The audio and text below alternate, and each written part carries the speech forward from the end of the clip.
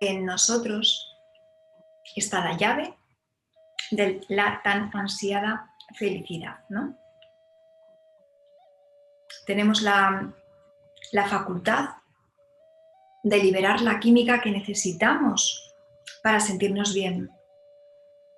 Tenemos la capacidad, como decía Ramón y Cajal, de moldear nuestro cerebro tal y como nosotros queramos para nuestro beneficio. ¿Y esto cómo lo logramos? O sea, ¿qué es lo que vamos a hacer para generar esos cambios en el cerebro? Para poder estar bien, ¿no? ¿Qué es lo que queremos? Bueno, pues vamos a hablar ahora de la neurociencia de la meditación. Vamos a aprender a cultivar pensamientos positivos de forma duradera. Es una revisión muy extensa, que es Holsel, donde se explica muy detalladamente el mecanismo de acción de la meditación. Entonces, ahí podéis encontrar muchísima información para los que queráis profundizar, ¿vale? Bueno, vamos a hablar de los tres cerebros. Empecé la clase hablando del cerebro reptiliano, ¿vale?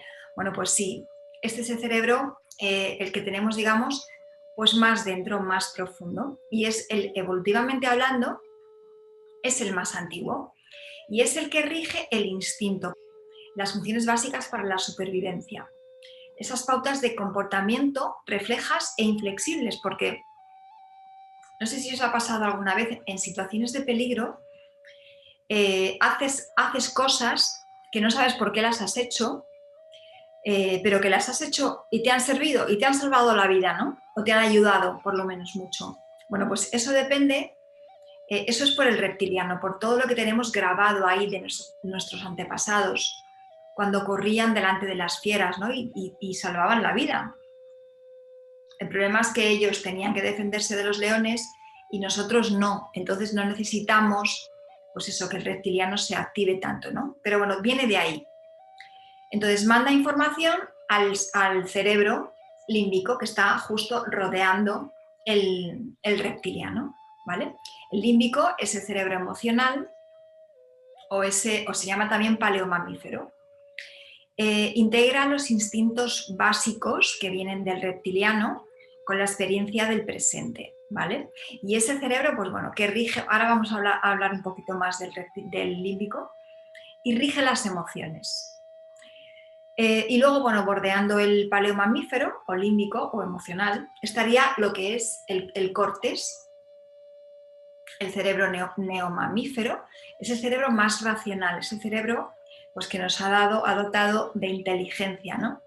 Es el más reciente, evolutivamente hablando. Gracias a esta corteza cerebral podemos regular las emociones, somos más o menos flexibles, podemos interpretar las cosas, pensar, planificar a largo plazo, nos hace ser más creativos o menos, estar más atentos, más concentrados, inhibir también nuestras conductas. Cuando algo no nos interesa, no lo hacemos, inhibimos esa conducta, y eso todo es lo que se maquina aquí en la corteza, ¿no? En el cerebro más moderno. También rige el lenguaje y la fuerza de voluntad. Pero vamos a centrarnos, como os he dicho, un poquito más en lo que ocurre en el cerebro límbico, que es el cerebro emocional. Pues bueno, el cerebro límbico está formado, esto lo voy a nombrar, no me voy a detener en cada parte del cerebro, lógicamente, pero bueno, las zonas más importantes que más nos interesan podrían ser el hipotálamo, ¿vale? Que conecta el cerebro con el sistema nervioso autónomo, que por ahí la hipófisis manda los neurotransmisores, las hormonas. Luego estaría el tálamo, que es como una antesala que distribuye los estímulos, ¿vale? Que llegan del cuerpo y los distribuye hacia otras zonas del cerebro, hacia la corteza, hacia el hipotálamo, hacia la amígdala también. Tenemos también del sistema límbico, tenemos el hipocampo, ¿vale? Que bueno, pues se encarga de la memoria y del aprendizaje. La corteza cingulada, que bueno, rodea un poquito el cerebro límbico, integra la información emocional con la de la corteza, ¿vale? También está implicado en la regulación de la atención y y de los estados afectivos. Y luego tenemos la amígdala. Bueno, deciros que esto es por dos, ¿vale? Porque es que aquí estamos viendo un cerebro así por la mitad, pero en realidad hay dos de todo esto, hay dos amígdalas, ¿vale? En cada hemisferio cerebral. Pero bueno, lo vamos a seguir nombrando en singular para no liarnos. Entonces, la amígdala es la memoria emocional. La amígdala se lo va quedando todo guardadito. Es la que nos hace llorar, la amígdala. Es la que busca percepciones de amenaza, ¿vale? En base a lo que sabe, a la memoria que tiene, a lo que ha vivido. Podríamos imaginarnos a la madre, pues eso, la típica madre loca, por ejemplo, la de la película Psicosis, ¿no? Que tiene al hijo completamente obnubilado y ella, bueno, pues ve peligros en todas partes. O sea, para la amígdala todo es un peligro. ¿Y qué genera? Pues genera alteración de la frecuencia cardíaca, aumento de la presión sanguínea, de la respiración, de la frecuencia respiratoria, parálisis muscular. Y la amígdala tiene la facultad de asumir el control antes que la corteza, ¿vale? Cuando llega el impulso emocional que viene del reptiliano, la amígdala dice, ya está, peligro. Independientemente de que se lo puede llegar a imaginar, o sea, puede ser real o puede ser imaginario este peligro, ¿vale? Pero ¿qué pasa? Que la amígdala, que normalmente es pequeñita, se hace grande, o sea, es como que crece. Entonces se dice que hay un cerebro, un secuestro amigdalino. Entonces es cuando estamos en un estado emocional o en un secuestro emocional, ¿no? Y bueno, pues la relación de la amígdala con la corteza, que ahora vamos a definirla, pues cuanto mayor es esta relación, hacia abajo de la corteza, hacia la amígdala, tenemos mayor inteligencia emocional. Y vamos a profundizar un poquito más en esto. He dicho, vamos, que la amígdala se hace grande. A mayor tamaño, pues mayor agresividad. Y la amígdala busca peligros en base a lo que conoce. Aquí tenemos este dibujo, esta imagen, en la que un hombre está viendo un tronco y se está imaginando que lo que ve es una serpiente, una víbora que le va a atacar, ¿no? Entonces ahí ya la amígdala ya siente el peligro, independientemente de que luego sea un tronco, ¿no? La amígdala se hace grande y empieza a comunicarse. Se comunica con el tálamo y con el córtex, ¿vale? Entonces, ¿qué pasa? Que el eje tálamo-amígdala es más corto que el eje amígdala-córtex. ¿Y eso qué implica? Pues implica que la amígdala está de alguna manera mandando al cuerpo diciéndole lo que tiene que hacer, ¿vale? Antes de que este impulso llegue a la corteza y pueda racionalizar esa persona si esto es real o no. Y esto, bueno, pues lo vemos en un poco lo que comentaba antes, ¿no? Son las emociones precognitivas, que estás, como que algo se cocina en el cuerpo antes, ¿no? Antes de que tú llegues a realizar una determinada acción. Pues yo recuerdo, por ejemplo, una vez estando en el metro, iba a la universidad y de repente noté que alguien me estaba siguiendo. Me metí en el vagón, se metió, me fui al otro lado del vagón, me siguió, me di la vuelta, un señor muy grande, con un aspecto muy extraño.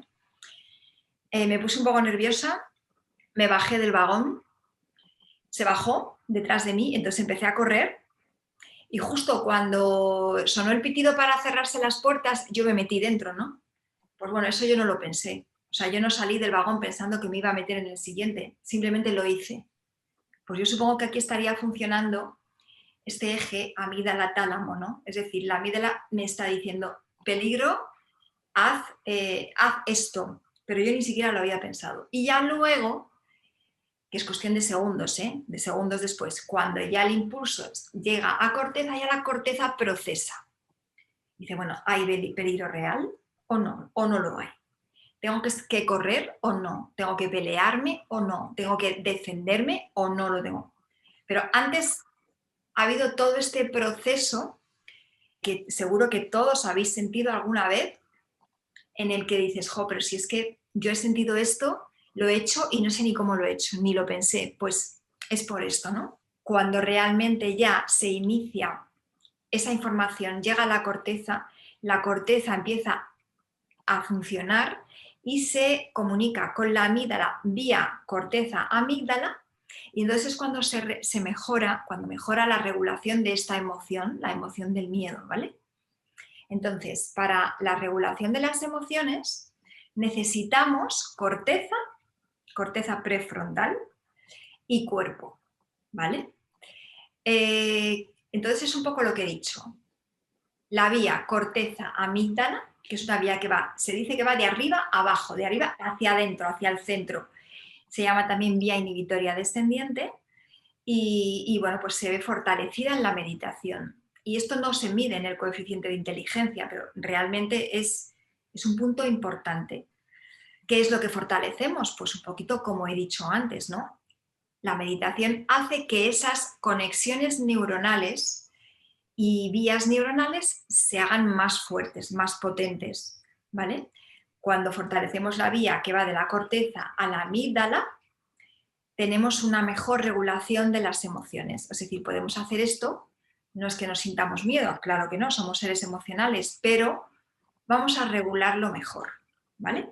Pero también para la regulación de las emociones es necesario el cuerpo. En el momento en el que implicamos el cuerpo en este proceso emocional, me da igual cuál sea, miedos,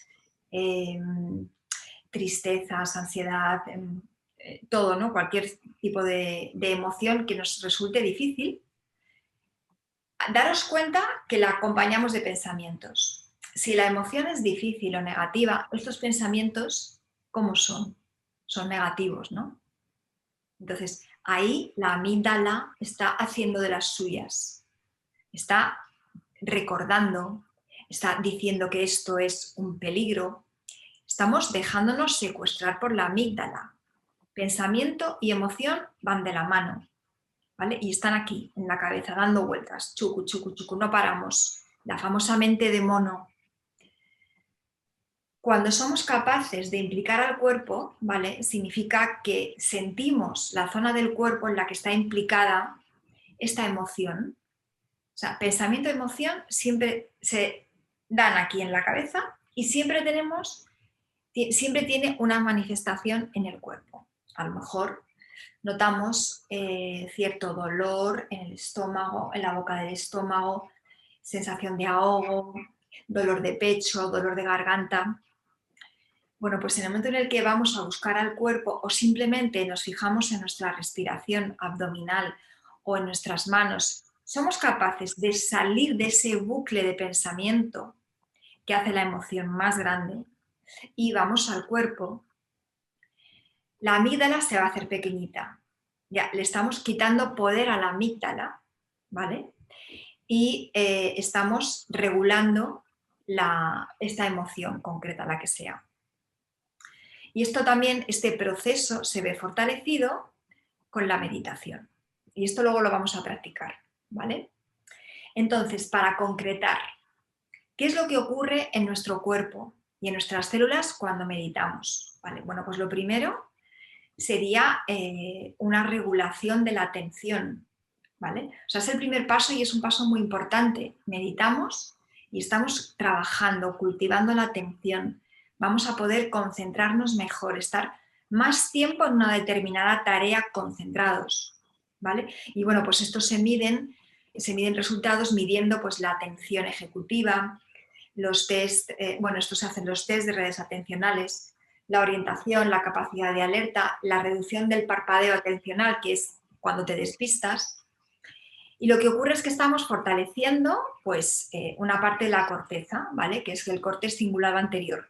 Está haciendo más fuerte, pero cuando digo fuerte, y vosotros ya sabéis lo que es, y es que tiene más neuronas, más carreteras, por donde los impulsos viajan más rápido.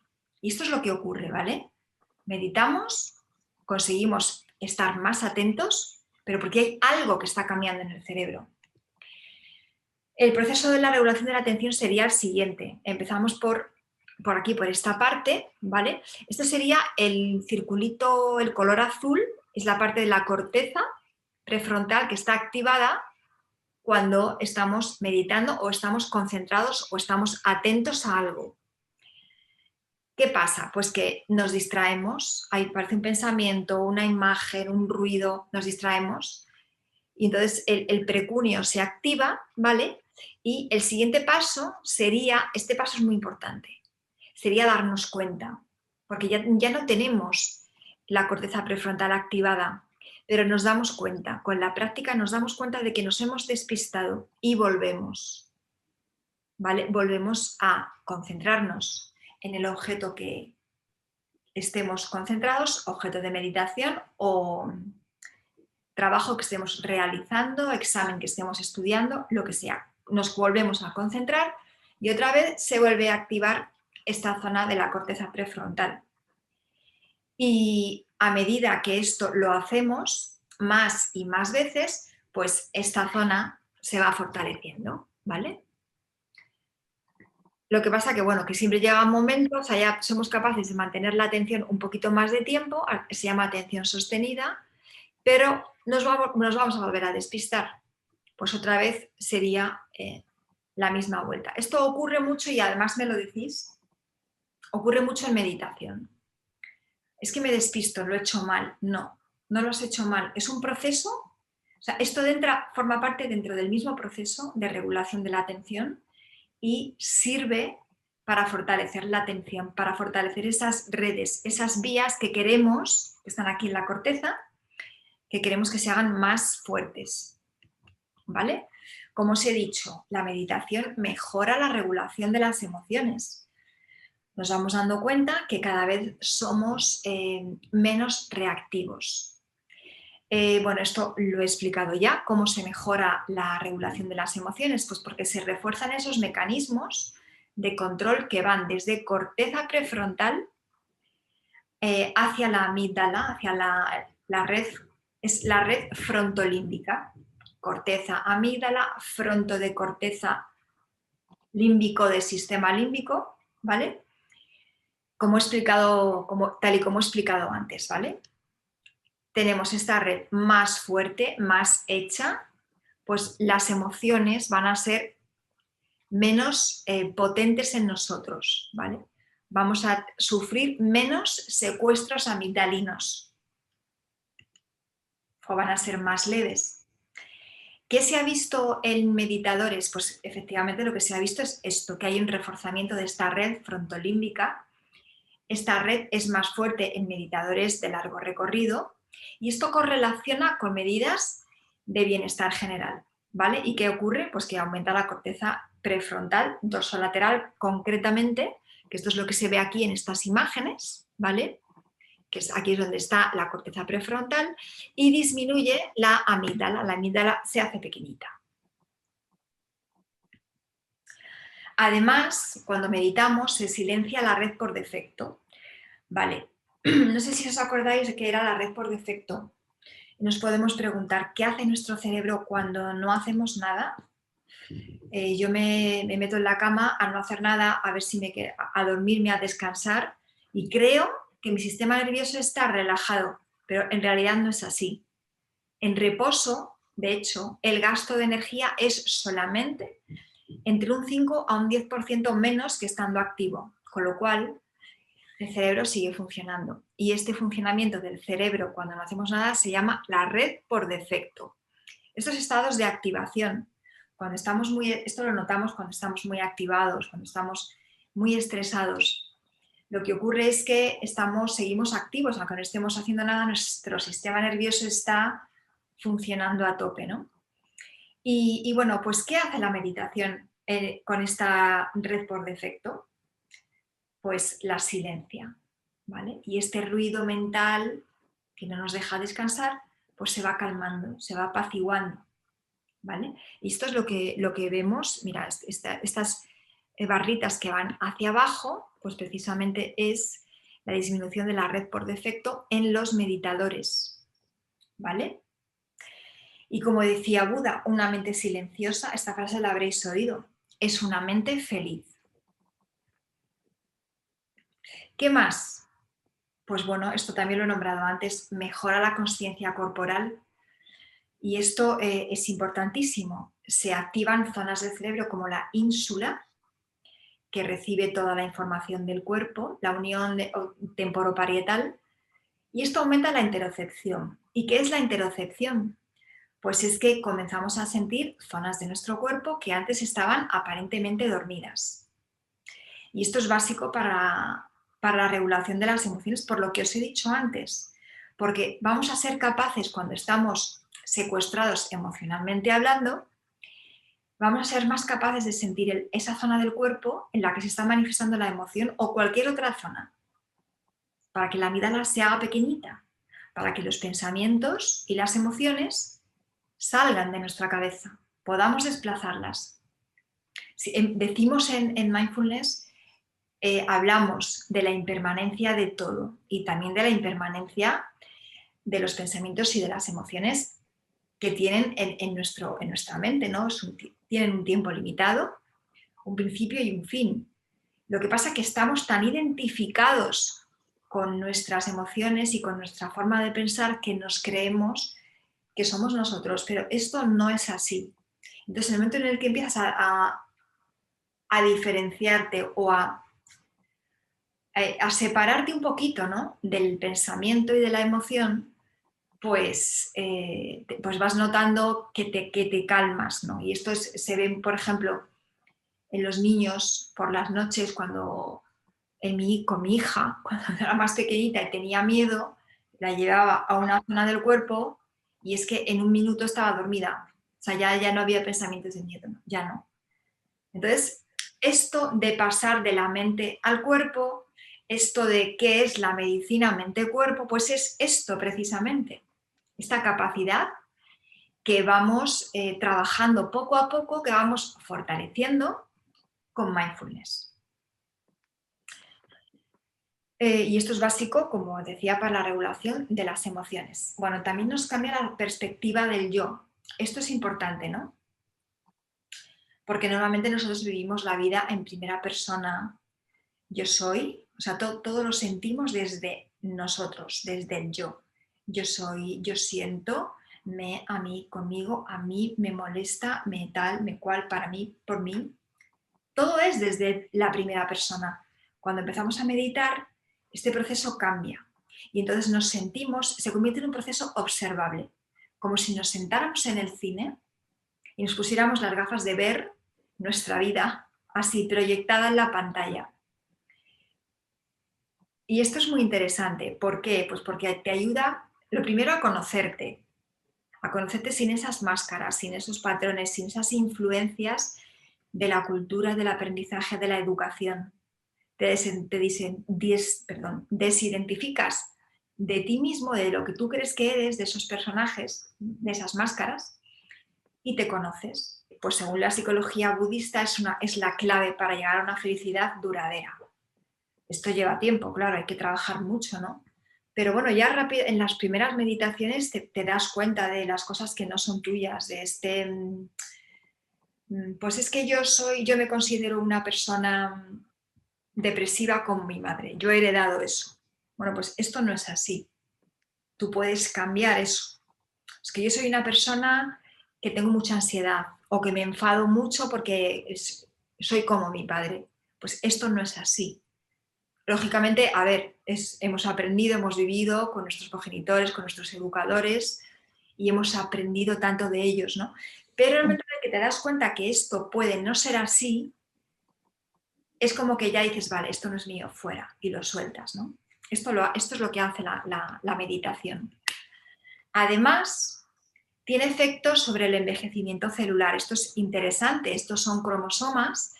Los extremos de los cromosomas son los telómeros y el que los telómeros sean más largos o más cortos es un indicativo de la longevidad, ¿no? A mayor longitud se asocia a una mayor longevidad. Pues la meditación se ha visto que hace que estos telómeros crezcan porque, bueno, se activa la telomerasa, que es la enzima que está relacionada con el crecimiento o el no crecimiento de los telómeros, ¿vale? Entonces, bueno, pues volviendo al tema que nos ocupa, pues bueno, pues nos damos cuenta que el hecho de esta presencia, de esta conciencia cuando empezamos a meditar, que es lo que empezamos a sentir, la presencia, es más poderosa que los pensamientos y los sentimientos porque permite poner luz sobre estos, ¿no? Comprenderlos y cambiarlos. Esta es una frase de Jon Kabat-Zinn. Podemos cambiar nuestros sentimientos y nuestros pensamientos poniendo luz sobre ellos, observándolos. Esto es lo que se hace en meditación. Hay un neurocientífico muy famoso que es Rick Hanson y que trabaja mucho con la neurociencia positiva, ¿no? Y dice que el cerebro es velcro para lo malo y teflón para lo bueno. ¿Y esto qué significa? Pues que las amenazas, aunque sean imaginarias, van a tener mayor cabida en nuestro cerebro. Se van a quedar pegadas en el cerebro como si tuvieran velcro las amenazas. En cambio, los pensamientos positivos es como teflón, se escurren. Sí, llegan, pero ¡fium!, se van. Y bueno, esto es lo que llamamos el sesgo negativo del cerebro, ¿vale? Somos más capaces los seres humanos de quedarnos con la amenaza, ¿vale? Y que la amígdala se quede ahí secuestrada haciendo de las suyas, que dejarlo pasar y quedarnos con lo positivo. Por lo tanto, lo que tenemos que hacer es focalizar la atención en experiencias positivas, ¿vale? Para compensar esta percepción de amenaza que nos viene del reptiliano, del cerebro reptiliano, ¿vale? Por esto que tenemos ahí tan grabado en la genética, ¿no? Pues eso, que corríamos delante de las fieras para salvar la vida. Eso lo tenemos grabado aún hoy en día, ¿no? Y este es el sesgo negativo del cerebro, ¿vale? Y lo tenemos que compensar, pues eso, cultivando pensamientos positivos, para que, como decía Ramón y Cajal, podamos ser escultores de nuestro propio cerebro y vivir como queremos nosotros, que nosotros decidimos. Y ahora vamos a practicar, vamos a hacer meditación, cultivar pensamientos positivos y de alguna manera, metafóricamente, esto sería como plantar flores para cultivar pensamientos positivos. Para que esto sea duradero, pues lo tenemos que hacer muchas veces. Pues al final vamos a seguir con ese sesgo negativo del cerebro, ¿no? Y si lo que queremos es crear un rasgo positivo, pues lo tenemos que hacer muchas veces. ¿De acuerdo?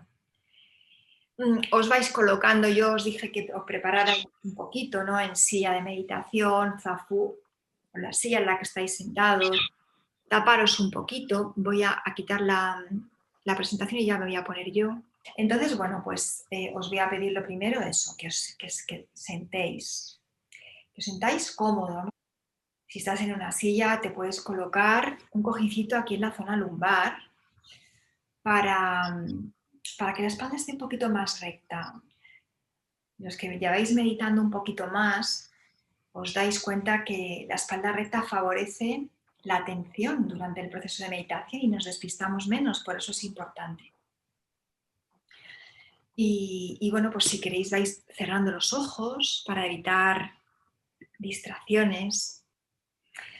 Y vamos a comenzar a sentir el cuerpo, lo primero. El espacio que ocupa el cuerpo, el contacto de los pies o piernas con el suelo,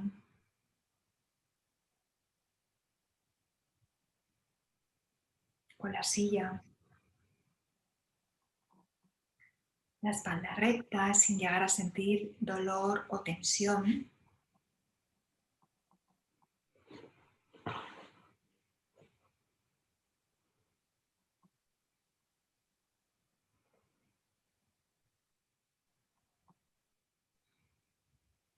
Haz una rápida revisión de cada zona de tu cuerpo, sintiendo, por ejemplo, tus pies y tus piernas,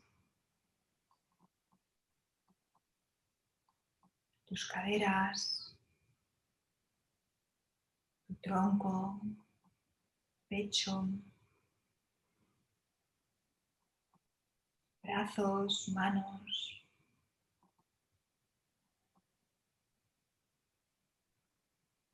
la cara, la cabeza.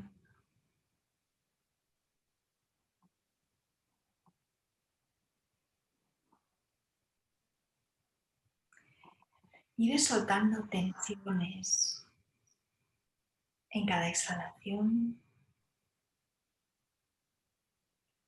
respirando suavemente y soltando.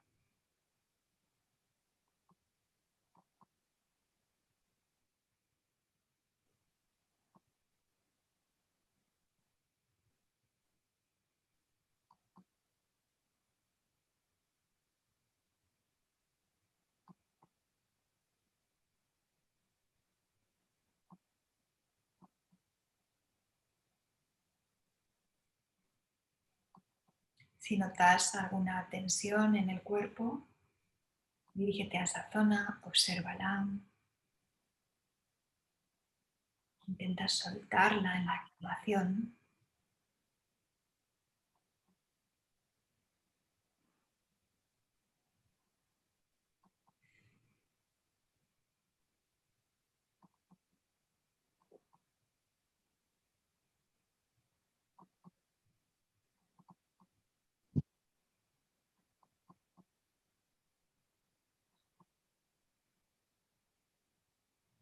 Y ahora lleva tu atención a tu ancla, bien sea tu respiración, en el abdomen, en el pecho, en la nariz, o otra zona de tu cuerpo, tus manos, tus pies, tus caderas, el sonido, por ejemplo, esa zona que te haga sentir seguro, confortable, seguro, segura, que para ti suponga una zona donde puedes descansar y sentirte bien.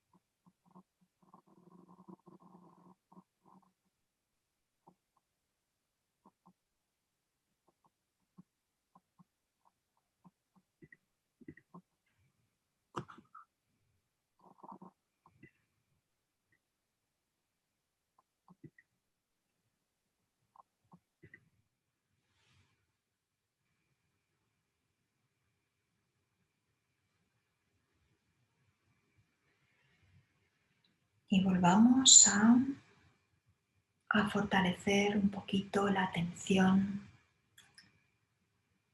a sentirnos seguros en esta zona tan nuestra, tan íntima, en este ancla.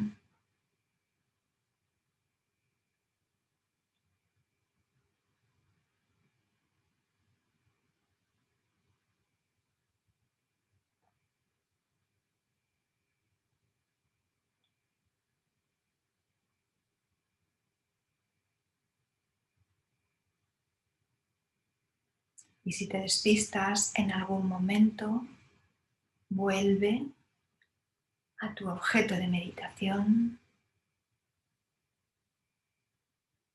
La meditación es correcta. No hay meditación mal hecha. Vuelves y vuelves. En tu ancla, en tu sitio, allí donde te sientas bien.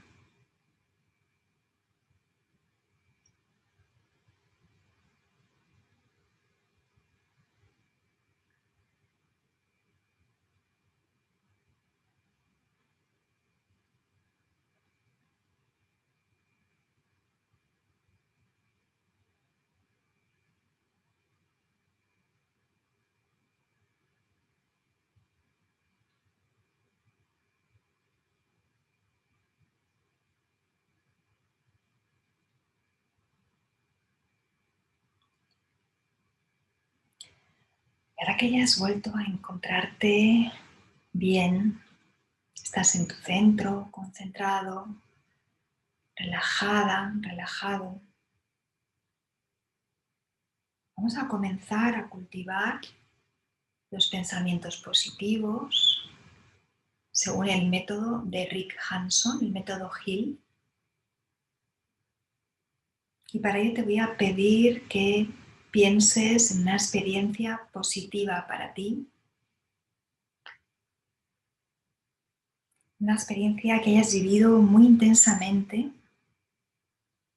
que sea muy importante para ti, la mejor de tu vida, la más positiva, en la que haya mucho amor, mucha felicidad, mucha gratitud también. Te dejo unos segundos que la pienses, que la busques.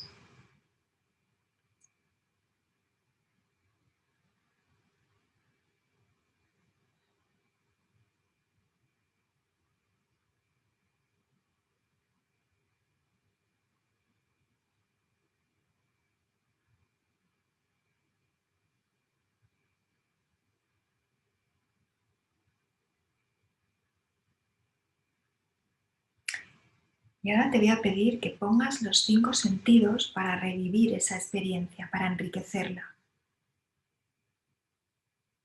Siéntela muy intensamente y busca también en tu cuerpo donde la sientes. Sentimos las emociones positivas en el cuerpo y también las negativas, pero las positivas también. Y busca dónde la encuentras para absorberla. Primero la enriqueces y luego la absorbes.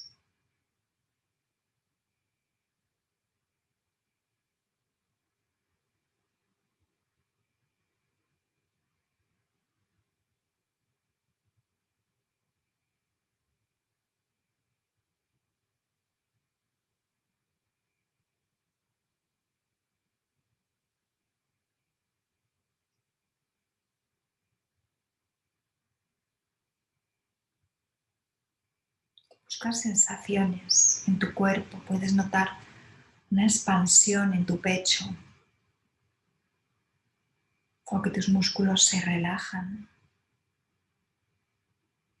o incluso que se te pone la piel de gallina o que te entran ganas de llorar al pensar en algo hermoso.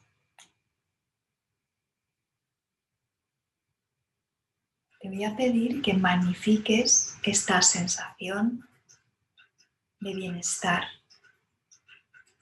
esta sensación positiva, que la absorbas con todas las células de tu cuerpo, que te llegue hasta la médula, como suele decirse. Absorbe.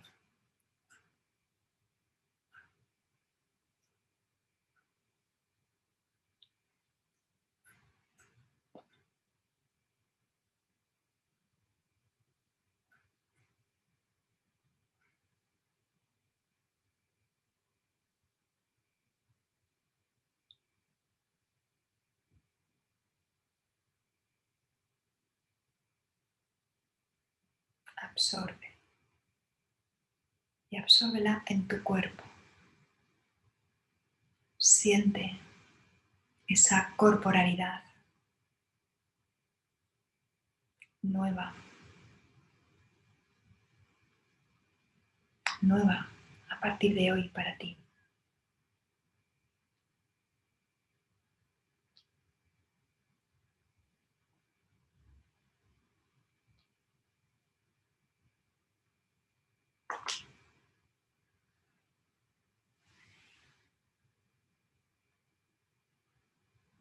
Y ahora, en este momento, es cuando tus neuronas están muy activadas. Estás generando nuevas conexiones. Y aquí comienza el aprendizaje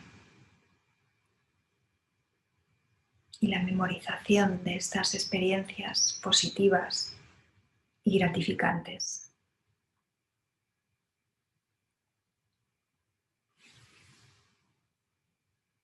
Y ahora tienes una experiencia positiva grabada para ti, tuya, y que también la puedes usar como ancla en cualquier momento del día en el que lo necesites. Puedes revivir esa sensación y sentirte feliz por ello. En el cuerpo. Revívela en el cuerpo.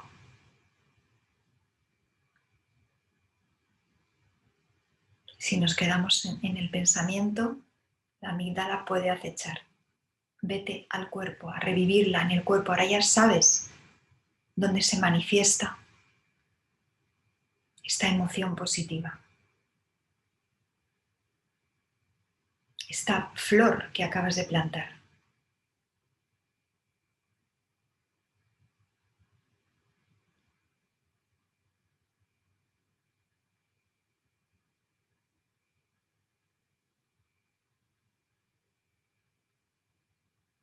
Estas sensaciones positivas, mantenidas día a día, experimentadas día a día, hacen que la flor se convierta en un jardín de flores. Por lo tanto, te animo a que continúes cultivando pensamientos y experiencias positivas.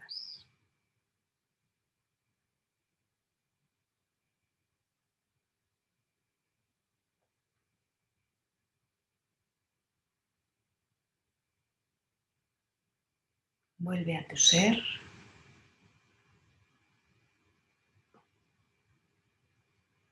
Siente tu cuerpo de nuevo por completo. Agradece tu vida.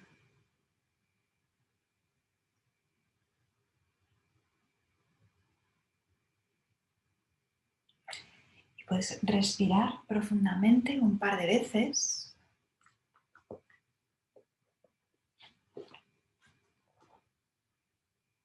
Y poco a poco vas abriendo los ojos.